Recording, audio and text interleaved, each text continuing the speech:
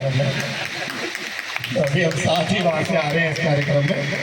हमारे बीच दीपक जैन भी हमारे बैठे हैं, जो जैन समाज के दिल्ली प्रदेश के मंत्री हैं।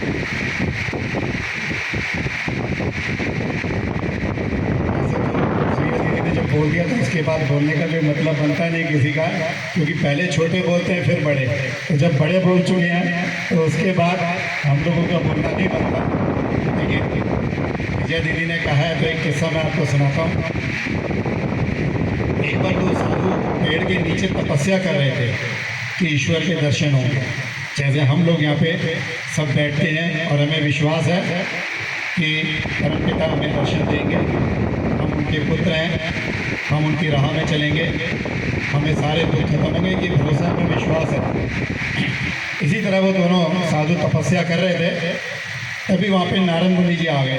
तो नारद मुनि से पूछा कि जी हम तपस्या कर रहे हैं, हमें भगवान के दर्शन कब होंगे? आपको तो सब जानकारियाँ हैं, तो आप जरा पता करके बताइए कि कब दर्शन होंगे भगवान के। नारद मुनि ने कहा ठीक है। तो वो गए भगवान के पास, उनसे पूछा कि इस तरीके से आपके दो भगत हैं, तपस्या कर रहे हैं, तो कब दर्शन होंगे आपके? तो उन्होंने कहा जिस पेड़ के नीचे बैठे हैं उधर जितने भी पत्ते हैं उतने जन्मों के बाद उनके दर्शन उन्हें मिलेंगे। तो नारद मुनि ने ये बात आगे उन्हें बता दी। तो उनमें से जो एक साधु था उसने कहा इतने सारे पत्ते इतने जन्म किसने देखे हैं, वो तो अपना चला गया।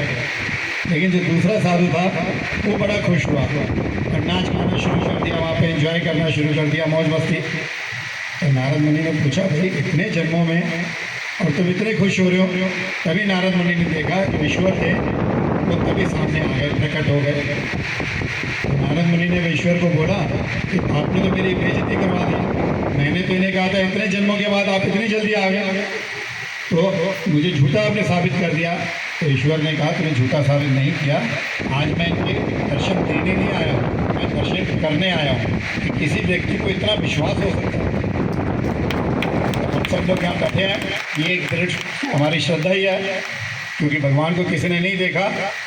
हमारे जो साधु जन हैं, ये जो तपस्वी हैं, जो त्यागी हैं, इनके माध्यम से हम ये सब सुनते हैं और एक श्रद्धा हम लोगों की बनती है, जो आज हम अपने घर परिवार को छोड़ के आज यहाँ बैठे हैं।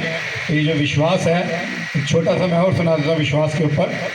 एक बच्चा था, वो हर छुट्टियों पे अपने पेरेंट्स के साथ दादा दादी से मिलने जाता था। तो इस बार उसने कहा जी मैं अकेले जाऊँगा।